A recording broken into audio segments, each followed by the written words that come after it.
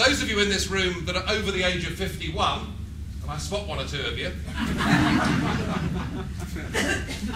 had the opportunity, including the candidate, of course, but never mind. Those of you over the age of 51, of course, are used to being lied to, because you voted in a referendum, didn't you, back in 1975? And what was the question? The question was whether we should stay part of what was then called the common market. And well, I remember it. Of course, I was far too young to vote myself. But I do remember it because I remember my parents, Sunday lunchtime, with grandparents, discussing how to vote.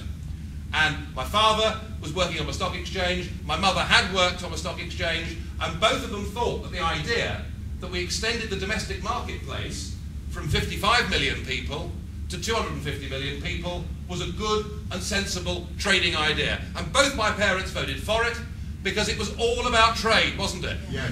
Wasn't about politics, no threat to your sovereignty, all these lies that were put out by Heath, by Wilson, by all of those political leaders back then. So we're used to being lied to, but we're still being lied to. And one of the things that really annoys me is when I see issue after issue put on the television, on the radio, in the newspapers, where the link between what is happening and where the decision originates isn't being made. What better example could there be than what's happening to our post offices? We're currently having 2,500 post offices that are being closed. And it's not just in the rural villages, it matters in towns and cities too. There's no question that places like post offices and pubs are real hubs of the community. You know, I still live in the same village in North Kent in which I was born. It's a small village, population about 800 people. 3 years ago, our post office closed. It's killed the village. Because the very fact that I would stop and buy a newspaper on the way to the station, you'd meet people, you'd see people, you'd talk to people, it gave you a sense of community. So post offices matter at every level.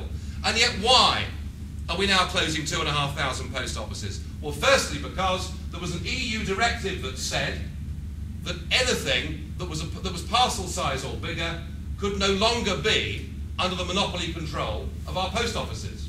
So what it meant was that the really profitable bits of the business, they had to compete with Deutsche Post and everybody else, and what they were left with was the unprofitable part of the business, though the part of the business that we've all valued since 1840, namely that we can send each other a letter, and whether it's from Nantwich to Crewe or from Nantwich to the Shetland Islands, it costs the same amount, doesn't it? The universal postal service. We have had, since 1840, without question, the best universal postal service in the world. Unparalleled, unchallenged. But when you take away from that body their profitability and leave them with the bit that actually probably costs rather more to do, but provides a fantastic public service, what happens? You finish up now with post offices that inevitably are losing money. Now the government, of course, compounded all of this by taking away from many post offices all the other services. Very few post offices now where you can even renew a driving licence. And of course, when you went to the post office to renew your driving licence, the chances were you'd buy something else. So on a European level, partially at a UK government level, the profitability is gone. So then the government is left with a difficult decision. Does it subsidise loss-making post offices in order to help the social good that I talked about? Well, even if it wanted to, it is now prohibited by another European Union directive that says that we can't subsidise loss-making post offices. So we've got 2,500 post offices closing in Britain directly because of 2 EU directives, and yet nobody in the 3 main parties will talk about it. In fact, the glory boy Tory, who's standing in the Crewe and Nantwich by-election, cites post office closures as one of his key concerns. And I view that, and I'm not going to talk personally about the candidates, apart from our candidate. I'm going to be very personal about him.